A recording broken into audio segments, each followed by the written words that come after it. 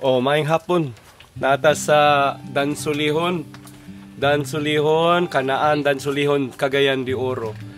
O, ang mga kauban na toron, ang mga lideres diri sa Higaonon tribe sa Dansulihon. Oo. Pero ang gitahasan karon nga mosaysay sa kahimtang sa governance sa Lumad Higaonon mao si Dato Hapitan. Dato Hapitan na putula tong istorya ganiha kay wala dito audio. Basta sugdan na dito nato pinaagi sa pagsaysay ni Dato Hapitan sa kumusta unsay kahimtang sa ato ang Lumad Higaonon diri sa Dansulihon. So maing hapon. Ako si Dato Hapitan, Carmelito Nakalaban. Naagapuyo sa Sitio Kanan, Barangay Dansulihon, Cagayan de Oro City. Father, grabe na mo kakalipay ang imong pagbisita karon. Tungod kay daghan mga butang atong naisgutan kauban ang mga kauban diri sa grupo ni Dato Untong. Ang amo lang siguro, may nang masayod pod siguro kamong labi na ikaw, Father. Nga naay dako nga kalihukan karon sa IP sa Cagayan de Oro karong umaabot October 13 padulong sa October 17. Then mao katong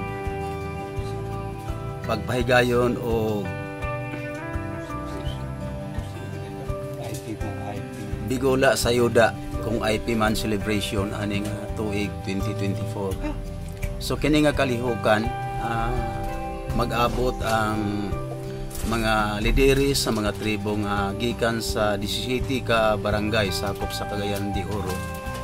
Then ipahigayon kini dito sa Lumbia sa area ni Dato Magagaw Roger Botley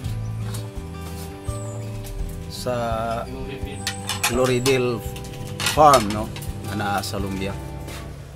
So kini nga kalihukan invited na to first day ug mga adlaw mag-start, no, atong gi-invite nga mga IP professional kay gusto po nato ilang bigit ang mga professional para masayod po sila sa mga kalihukan nga gipahinabo aning City Tribal Council Federation. Sa ikaduhang adlaw kadto na pod ang youth og sa ikatulong adlaw katong women's dayon dito sa Pitsa 16 mao na to ang pagtapok ni atong mga leaders sa nagkalain-laing barangay para presentation na sa program. Dayon anang gabi sa 16 na katong sayaw-sayaw kung baga laguras sa pinulungang tribo. Dayon pagka 17 kay naa may kaliga agbunga na dayon anang Pitsa 17. Human sa paniyod to, dayon bulag-bulag na. So 5 ka adlaw kini nga kalihukan, no, nagipahinabo karong bulan na tuig 2024. So salamat kay Father. Nindot kay nga plano, no? Ang governance gyud ang kanyo, gitumong.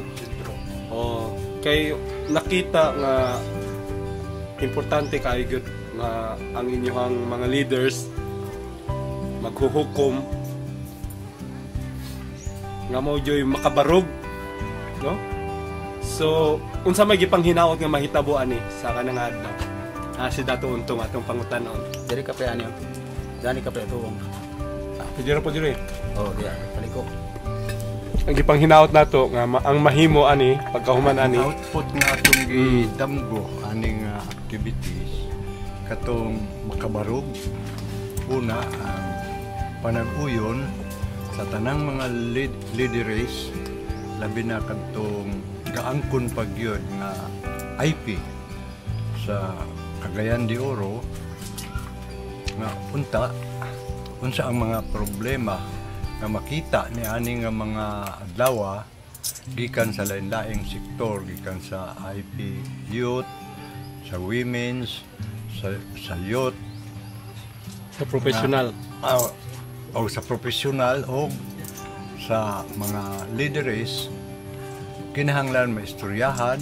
unya uyunan nga unsay mga plano para maatagan og solusyon ang mga problema nga makita o kung human mauyunan unta mahiusahan nga kini himuon gyud og expectation niini na ang tanan IP leaders ug ang kaning lain sektor ilang mapabarog ug mapatuman ang governance didto sa ilang matag sektor, labi na sa mga tribal council sa lain-laing barangay niining 17 ka barangay na dunay IP dinhi sulod sa Cagayan de Oro. So kana siya aron makita ang tinuod nga pagpadagan ug pag-angkon nga kami mga IP nga higaunon sulod sa Cagayan de Oro tungod kay ang Cagayan de Oro usa ka giila sa tibuok Mindanao nga usa siya ka talugan sa mga tribong higaunon para sa kahusay ug kalinaw. So dili mapadagan kining tanan kung wala dili mulig-on ang tinuod nga panggobyerno sa tribo, apil na ang iyang pagdepensa sa ancestral domain, sa iyang economic, sa iyang health, sa panglawas, di mao ang atong kalasangan na karon atong ipangita na ma-preserve kini kay gaangkon gyud ang tanang lumad nga higaunon na dili kami mabuhi kung wala na ang kalasangan. Diin mao kini ang tinuod nga library sa tribo di naa diha ang iyang kasaysayan, ang iyahang panginabuhi, tinubdan sa panginabuhi ug ang iyahang pang-ekonomiya. Daktod merkado siya, butika, dayon tanan nga Eskwelahan pod. number one nga eskwelahan gyud siya tungod kay bisan ang Department of Education aware na niini nga ang eskwelahan sa tribo dili namo gina-akseptar na naalang sa upat ka kanto sa usa ka building kundi sulod gyud siya sa ancestral domain diin magipadagan ang ligon sa sistema sa panggobyerno sa tribo. Nindot kayo, no? Og nakita ninyo nga ang mga young professionals kinahanglan jud nga ma-appeal na jud. Kinahanglan namo karon among assessment sa miaging mga katuigan nga dinhi kami nagkulang tungod kay niini nga yugto naa na ang daghang teknolohiya na mao'y nag-ilog sa tinuod namo nga kultura ug mga customary laws tungod kay niya dinhi ang laing pagtulunan sa western o langyaw no nga mga pagtulunan nga mao'y hinungdan nga daghan sa among kultura, sa among customary law, sa among IKSP nawala na kay dili na mo practice kadtong among mga young professional tungod kay wala kini nila matun-i mabati dito sa eskwelahan labi na diya sa atong panggobyerno. Mao nga amo silang tagaan og panahon unang adlaw sila gyud ang among hangyo nga kung mahimo makapil aron silang makita unsa na ang tinuod nga ulagway kahimtang sa mga tribo dinhi sa Cagayan de Oro ug akong nakita kami mismo nakita dili lang ni issue sa Cagayan de Oro kundi issue sa tibuok Pilipinas tungod kay susama gyud ang problema atubang sa mga IP karon sulod sa Pilipinas na kadtong una naguba ang among panggobyerno, naguba ang among panaghiusa tungod kay naa na ang pag-inilugay sa katungdanan, ang pagsulod sa lain nga pagtuo. So gusto namo nga matap gyud ang mga IP professional para makatabang tungod kay sila katong mahibalo na unta ang amo din yung pagninaot madugangan ang ilang kaalam kahibalo subay sa lumadnong kultura. O gani ang women pod, no? Nakita po nga kinahanglan na pod sila gyud. Sa dati ba sa kultura nga kan, dako pog role ang mga babae? Dako gyud father, no? ang kababahinan tungod kay pananitan sa mga IP leaders o traditional leaders, dili man na sila mahimo magpadagan sa panggobyerno kung walay mga kababahinan. Naag yun. Bisan diya sa among pagtuo, pananglitan, diya sa among mga ritual, kinahanglan namo ang kababahinan kasi sila man katong una mangandam din ha unsa may mga andamonon para sa mga ritual nga ginaplano sulod sa IP community. Ang mga batanon pod, ang sa pay ilang papel. Ang mga batanon kana sila among ginaagap na unta basbason sa mga katigulangan, tudloan sila katong binlan sa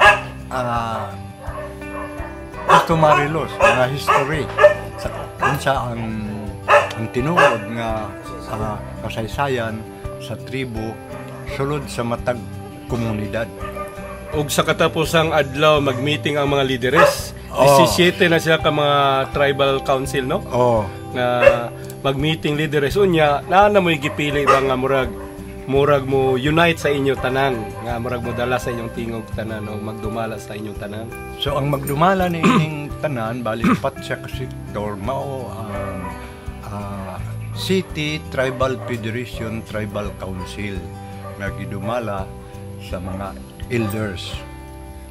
Katong tradisyonal pa, nagpuyo pa sa kultura o batasan, pagtuo sa magbabaya ug ang iyang pagrespeto sa matag usa labi na sa mga katigulangan.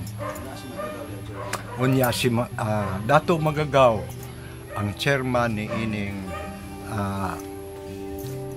City Tribal Federation sa Cagayan de Oro. Unya na may ritual para niya ana. Adlaw-adlaw kining 5 ka adlaw naagi mga ritual nga himuon sa mga customary law holders nga mga baylan. Exciting kay no. Nindot hinaot nga magpadayon ni siya. Hinaot gyud. Opening kini siya kani nga kuan ang culmination din usa kani ka dako traditional nga event mali sa tribo kay dinhi ihatag sa mga whole spirit ngadto sa mga leaders ang dugang gahom ug dugang kaalam para mapadagan ang tinuod nga panggobyerno sa tribo subay sa mga ritual nga ilang himuon kada gabi. Gitawag namo ni Father og kaliga. So panagsara ni nga ritual ba kaning kaliga? Kausara ni sa usa ka tuig. Kausara sa usa ka tuig. Nasugdan siya balik karon kinahanglan kada tuig murag renew ang ilang pa. Dunay renewal. So nindot kayo no. So okay, hangto diri lang sa ta kay atong i-check.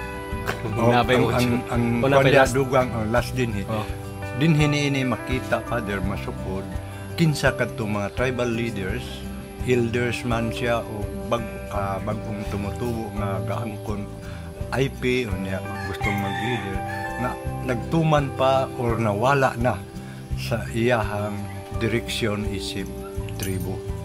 Kini nga mga activities ang magpalig-on ug magpukaw sa unsay tinuod nga pagdumala sulod sa tribal community.